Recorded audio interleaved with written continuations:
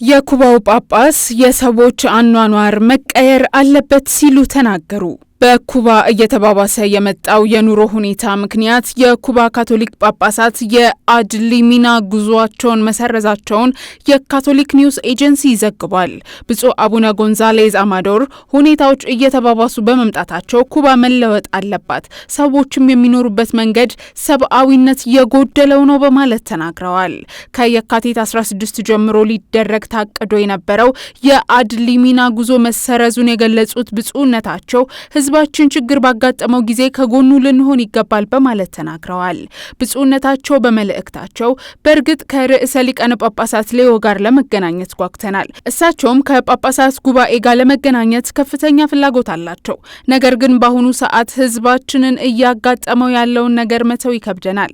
እኛ ህዝብን ለማገልገል በተጣለብን አደራ ከነርሱ ጋር በመሆን መጸለይ አለብን። በወንድሞቻችንና በእህቶቻችን ላይ የሚደርሰውን ስቃይ በማጤን ለመፍትሄ መዘጋጀት አለብን ሲሉ ተናግረዋል።